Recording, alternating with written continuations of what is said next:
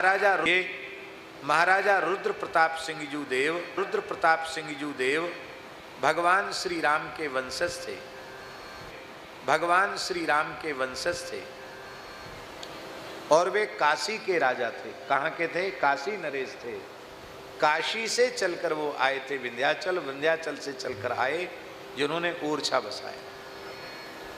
उनका नाम था क्या? महाराजा रुद्र प्रताप सिंह जू देव।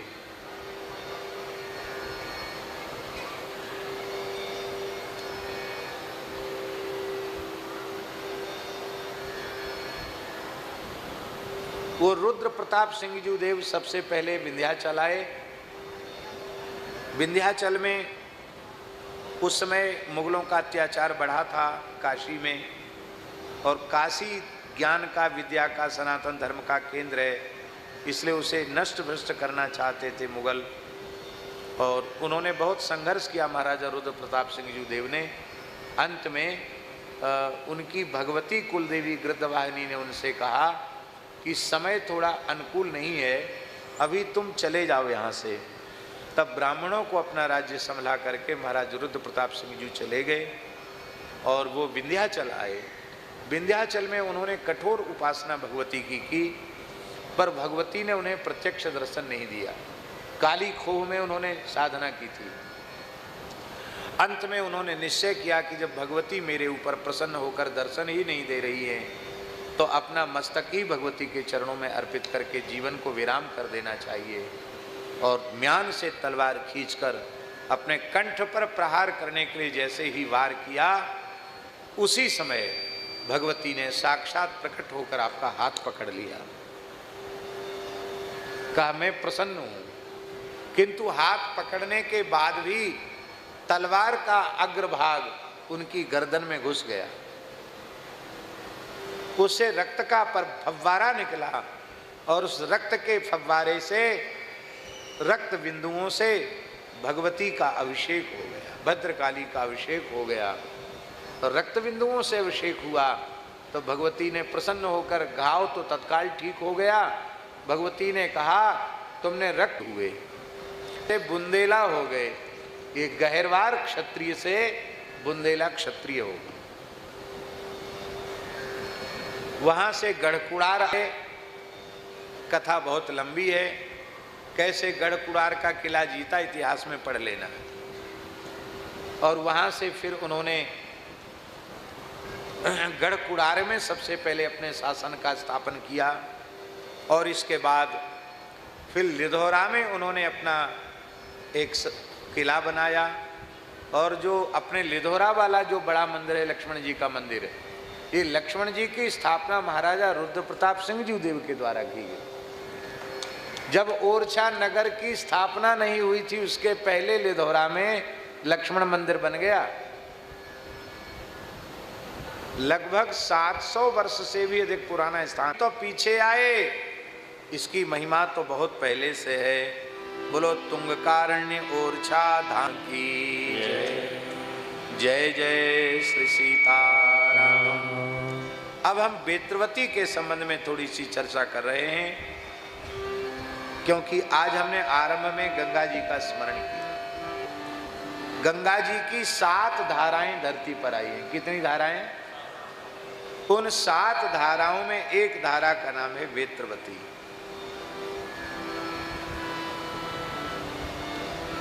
हमने आरंभ में महाभागवत वृत्तासुर का नाम लिया था। वृत्तासुर ने कठोर तप किया। उसकी तपस्थली में हम होके आए, उसमें मौन होकर यहीं रह जाएंगे, ऐसा हो गया। हमारे साथ वाले, आप भी थे साथ में, त्यागी जी तो अपनी लंगोटी सुखाते रहे, इधर उधर डोलते रहे, पर हम तो वहाँ बैठ गए तो हमारे उठने की इच्छा नहीं। कभी करना है, सैकड़ों हजारों लोग वहाँ इकट्ठे होंगे, तो मन मार के जैसे तैसे हमको वहाँ से जाना। तो हमारे मन में एक भाव जगा कि इस उद्गम में कोई आसपास ऐसा स्थान नहीं, कोई साधु संत रुक सके। तो हमारे मन में ऐसा भाव जगा कि उस उद्गम के आसपास लगभग 1 किलोमीटर के क्षेत्र में ही, यदि कोई भूमि हो तो वहाँ एक गौशाला बने और वहाँ कुछ साधन करने वाले संत रहें, और कभी हमारा मन हो तो हम भी जाके वहाँ रहें। ऐसा मन में भाव जगा। जज साहब को सेवा भी सौंपी, बोले महाराज वन विभाग का क्षेत्र है, वन विभाग के कानून अलग प्रकार के हैं, मुख्यमंत्री प्रधानमंत्री चाहें तो हो सकता है। हमने कहा भैया राम जी चाहेंगे, गंगा जी चाहेंगे तो हो जाएगा।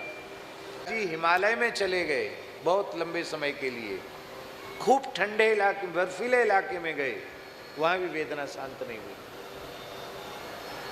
औषधियों का भी पर्याप्त प्रयोग किया गया, लेकिन शिर उतरा ही नहीं।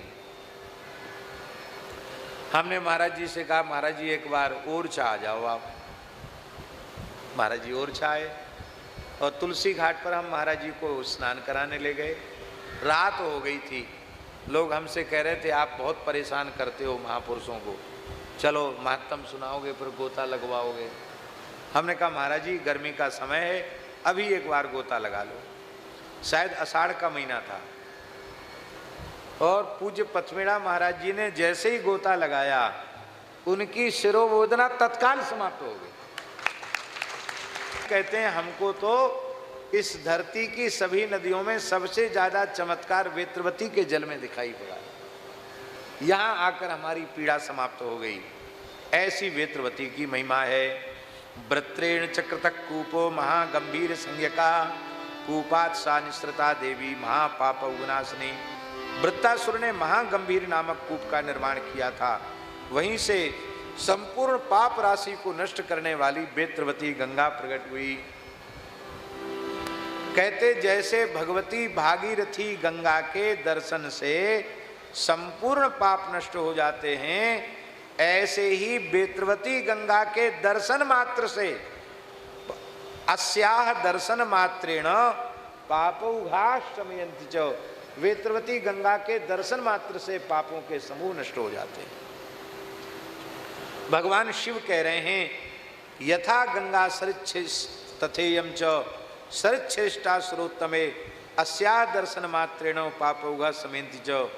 गंगा जी और वेत्रवती में अंतर नहीं है, ये साक्षात गंगा जी हैं। जैसी गंगा जी हैं वैसी ही वेत्रवती है। हे भगवती, मैं तुम्हें पुराना इतिहास सुना रहा हूँ। इस महात्म्य को, इसके इतिहास को सुन करके जीव दोषों से मुक्त हो जाता है और कर्म बंधन से मुक्त हो जाता है। चंपक नाम के नगर में एक राजा राज्य करता था। वो राजा दुष्ट स्वभाव का था, लोगों को पीड़ित करने वाला था। राजा होते हुए भी भारी अधर्मी था और भगवान नारायण की निंदा करता था। देवता और पिता किसान था तो खेत पे काम कर रहा था, बाजरे की खेती थी। माँ ने अपनी विधवा बेटी को रोटी महेरी, छाछ महेरी वगैरह लेकर के, भोजन लेकर के और खेत पर भेजा।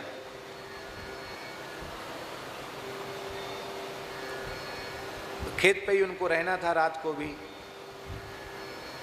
तो शाम को उसने भोजन भी किया और अपनी बिटिया को कहा कि यहीं रहो, कोई बात नहीं, फिर चले जाना, ज़्यादा दूर थोड़ी है घर, चले जाना।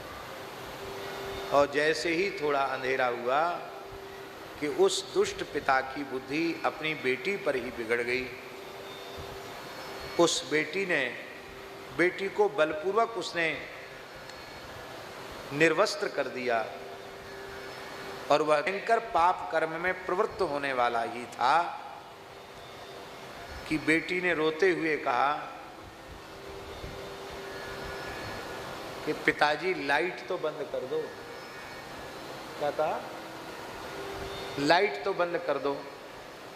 खेत में कमरा मरा बना लेते हैं ना, तो लाइट में आप सब जानते हो प्लास्टिक का बोर्ड होता है, प्लास्टिक के खटका होते हैं। ये घटना बहुत पुरानी नहीं है, 15 साल पुरानी घटना होगी, मुश्किल से 10-15 साल पुरानी घटना।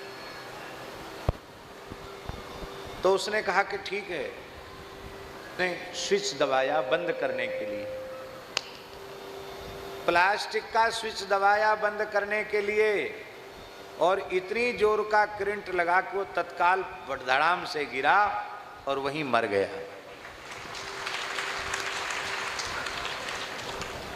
बेटी रो रो कर भगवान से पुकार रही थी और पिता दुष्टता पर नीचता पर उतारू था। बाप मर गया। लोग कहते ना कि करंट नहीं आता प्लास्टिक में, पर भयंकर पाप इस श्रेणी का था कि प्लास्टिक के बोर्ड में करंट आ गया और वो व्यक्ति मर गया। उसकी गृहिणी आ गई और कहा कि ये क्या हुआ, ये कैसे मर गए। बेटी ने रोते हुए पुलिस के सामने और सबके सामने घटना सुना दी। लोगों ने कहा कुछ नहीं करना है, फेंक फूंको तापो। पत्नी इतनी दुखी हो गई, बोले मैं इसको तो देखना नहीं चाहती। तो भैया पाप से बचना चाहिए, भयंकर पाप का परिणाम तत्काल भी सामने आ जाता। तो इस विदारुण नाम के राजा के ऊपर पाप का परिणाम उपस्थित हुआ। उसके शरीर में गलित कुष्ठ हो गया, उसमें कीड़े पड़ गए। महापापादयम जातो ब्राह्मणा नाम च निंदनात्, ब्राह्मणों की निंदा के कारण, महापाप के कारण ये व्याधि उसके शरीर में आ गई। क्योंकि वह वृथावादी दुरात्मा च सठो वै निर्गुण पशु वेद निंदारतो नित्यम गोशास्त्राणाम प्रदूषका, वो वाद विवाद करने वाला दुष्ट स्वभाव का, सठ प्रकृति का था, क्रूर था, पशु के समान था, वेदादि शास्त्रों का निंदक था और लिखा गोशास्त्राणाम प्रदूषका था। जिन शास्त्रों में गाय की महिमा है उसका वह प्रचंड विरोधी था। पापी मनुष्य पाप करता चला जाता, उसको पता नहीं चलता कि हमारे पाप के कारण ये सजा हमको मिल रही है। एक बार वह घोड़े पर चढ़ करके इसी तुंगकारण्य में ओरछा में आया। उसको जल दिखाई पड़ा पवित्र नदी का, तो उसने प्यास लगी थी तो पानी पिया। इतना पवित्र जल है बेतवा का कि आप भरपेट पानी पी सकते। और महाराज जी इसका पानी ऐसा विलक्षण है कि आप भरपेट पानी पी के आओ, इतनी जोर की भूख लगेगी स्नान और पानी पीने के बाद कि आपको पत्थर भी हजम हो जाएगा। इतना दिव्य जल है वेत्रवती का। तो उसने पानी पिया, नहाया वहाया नहीं, उसकी कोई भावना नहीं थी कि तीर्थ है। उसने तो हाथ पैर धोए, मुंह धोया और पानी पिया। और पानी पी करके अपने राजधानी चंपक नगर में जाकर विश्राम में चला गया। इतने मात्र से उसका गलित कुष्ठ नष्ट हो गया और बुद्धिस्तु निर्मला जाता। एक बार वेत्रवती का जल पीने से बुद्धि निर्मल हो गई। इतना ही नहीं, विष्णु भक्ति समुत्पन्ना, भगवान विष्णु में भक्ति उत्पन्न हो गई। तथा प्रवति कालेन स्नानम वै कृतवान सदा, अब तो वो रोज चंपक नगर से आकर यहाँ स्नान करने लग गया। इससे लगता है कि चंपक नगर भी 10-20-50 कोस की दूरी पर ही होगा, इसलिए वो रोज आ जाता था स्नान करने के लिए। अब तो जब उसकी धर्म बुद्धि हो गई तब बड़े बड़े यज्ञों का अनुष्ठान करने लग गया, गौ और ब्राह्मणों का भक्त हो गया। बड़े बड़े यज्ञ करके उसने दक्षिणा दी और अंत में वह वैकुंठ को गया। विदारुण नाम का राजा। भगवान शंकर कहते हैं कि हे इति ज्ञात्वा तुभो देवी, वेद बहुत ध्यान से सुनो, इति ज्ञात्वा तुभो देवी वेत्रवत्याम विशेषतः स्नानं कुर्वन्ति ये विप्रास्ते मुक्ता नगनंदनी। हे नगनंदनी, हे पर्वतराज नंदिनी पार्वती, जो वेत्रवती गंगा में स्नान करते हैं वे मुक्त हो जाते हैं, इसमें संदेह नहीं है। कौन कौन मुक्त हो जाते? केवल ब्राह्मण बोले नहीं, ब्राह्मण, क्षत्रिय, वैश्य, शूद्र, कोई भी हो स्नान करने वाला मुक्त हो जाता है। यदि पूरे कार्तिक में वेत्रवती गंगा में स्नान कर लिया जाए अथवा पूरे माघ में स्नान कर लिया जाए तब तो उसके पुण्य का कहना ही क्या है। सरिताम संगमे स्नात्वा मुच्यते देवी किल्बिषात्, सा भ्रमत्या समम यत्र तस्या संगम प्रदर्शते। जिस स्थान पर वेत्रवती का साबरमती नदी से संगम हुआ है उस पर स्नान करने से ब्रह्मचार्य को भी मुक्ति मिल जाती है। ये साबरमती को ही, जिसे आजकल हम लोग जामुनी नदी कहते हैं, इसी को पद्म पुराण में साबरमती कहा गया। यहाँ तुलसी घाट के पास बेतवा और जामुनी का संगम है। यहाँ के स्नान की महिमा है कि वो संपूर्ण पापों से मुक्त हो जाता है। तत्र स्नात्वा विशेषेण मुच्यते ब्रह्म सदा, उसमें स्नान करके ब्रह्मचारा भी मुक्त हो जाता है। और कहते हैं यहाँ ब्रह्मा जी ने वेत्रवती में स्नान करके आकाश में अनेक स्वर्गों का निर्माण किया था। ये भी लिखा है, शंकर जी कह रहे हैं ब्रह्मा जी ने बहुत से योगों का निर्माण किया था। उन योगों में स्नान करके सात्विक आहार ग्रहण करते उनका पुनर्जन्म नहीं होता। अब सुन लो, गंगा जी दो हैं कलयुग में, कौन कौन? सात द्वितीया स्मृता गंगा कलऊ देवी विशेषता। कलयुग में ये द्वितीय गंगा के नाम से प्रसिद्ध हैं। जो नर सुख चाहते हैं, धन चाहते हैं, स्वर्ग चाहते हैं, उनको वेत्रवती गंगा में श्रद्धा पूर्वक स्नान करना चाहिए। इस लोक में सुख भोग कर फिर सनातन विष्णु लोक को प्राप्त करते हैं। पर बेतवा में बासे शरीर से स्नान नहीं करना चाहिए। पहले डोल डाल जाओ, कुल्ला दातुन करके बढ़िया से नहा लो, पवित्र वस्त्र धारण करो, फिर स्नान करने जाओ। हम रोज ऐसे ही जाते हैं। हाँ, पहले बढ़िया से स्नान वगैरह सब काम करके तब जाते हैं, फिर पवित्र हो करके तब गंगा जी में फिर वहीं खूब स्नान करते हैं। क्या करें, ये सब आना पड़ता है, नहीं तो मन तो करता है। अब तो भगवान ने यहीं बुला लिया ना, सामने ही गंगा जी हो गई। अभी तो थोड़ा दूर जाना पड़ता था, और पास आ गई गंगा जी। तो महाराज जी बड़ी महिमा है इसकी। सूर्यवंशी राजा, चंद्रवंशी राजा वेत्रवती में स्नान करके भगवत धाम के अधिकारी हो गए। ये दर्शन से दुख को नष्ट करती है वेत्रवती गंगा, स्पर्श से मन के पाप को नष्ट कर देती है, और स्नान करने से तो तन मन प्राण के संपूर्ण पापों का हरण कर लेती है। वो मुक्ति भागी न संशया। जो स्नान करता है और यहाँ वेत्रवती गंगा में जप करता है, एक माला गायत्री जप करो तो हजारों गायत्री जपने का पुण्य प्राप्त होता है। अनंत फलम अश्नुते। वेत्रवती के तट पर हवन करता है तो अनंत पुण्य, वेत्रवती के तट पर जप करता है तो अनंत पुण्य की प्राप्ति होती है। भगवान शंकर जब महात्मा बोलते हैं तो कंजूसी नहीं करते, खूब बढ़िया बोलते हैं। भगवान शंकर बोल रहे हैं, बोले वाराणसी तीर्थ में जाओ, भक्ति पूर्वक गंगा स्नान करो, चांद्रायण व्रत करो, वो पुण्य जो वहाँ होगा वह पुण्य वेत्रवती के स्नान मात्र से प्राप्त हो जाता है। चांद्रायण व्रत करने का, काशीवास का पुण्य वेत्रवती में स्नान करने से प्राप्त हो जाता है। अब और सुन लो, वेत्रवत्याम विशेषेण पंचत्वम यदि गच्छति सवै चतुर्भुजो भूत्वा याति विष्णु परम पदम। यदि वेत्रवती के तट पर किसी की सौभाग्य से मृत्यु हो जाए तो वो विष्णु लोक का अधिकारी हो जाता है। महाराज जी यहाँ तक लिखा हुआ है कि वेत्रवती की प्रत्येक शिला हरिहर के तुल्य है, प्रत्येक पाषाण भगवान शिव और शालिग्राम के तुल्य है, ऐसी महिमा लिखी है। महाराज जी भगवान शंकर कह रहे हैं, पृथिव्याम यानि तीर्थानि ये देवा पितरस्तथा ते सर्वे च वसन्ति वेत्रवत्याम सुरेश्वरी। पृथ्वी के जितने तीर्थ हैं, जितने देवता हैं, पितर हैं, ये सब मेरे सहित वेत्रवती के जल में निवास करते हैं।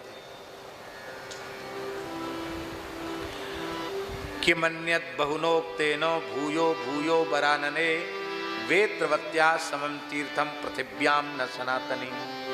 हे सनातनी भगवती पार्वती, मैं बहुत अधिक क्या कहूं, वेत्रवती गंगा के जैसा तीर्थ धरती पर दूसरा नहीं है।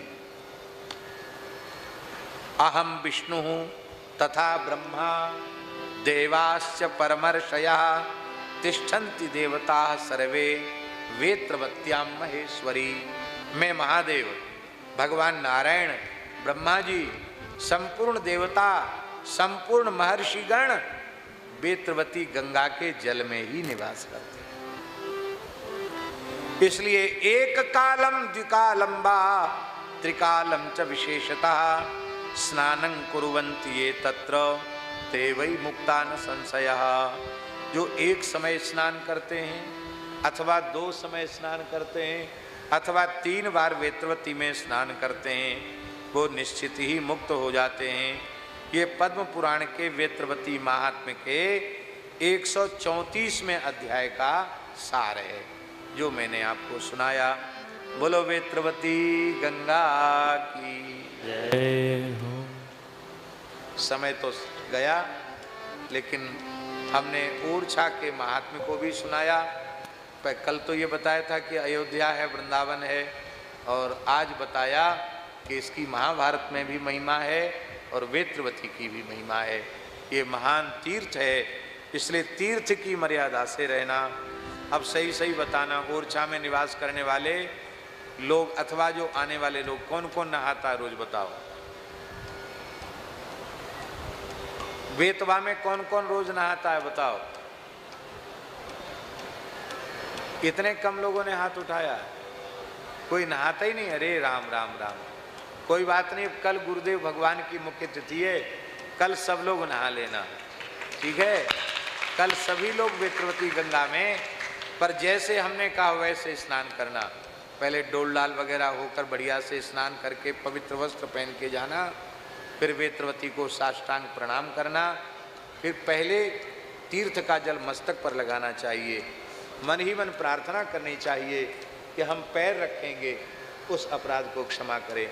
तीर्थ में जाकर खेलना कूदना नहीं चाहिए कि हल्ला मचा रहे हैं, गुल्ला मचा रहे हैं, ऊपर से कूद रहे हैं, तो यहाँ तो पत्थर हैं, कूदने में कभी भी दुर्घटना हो सकती है।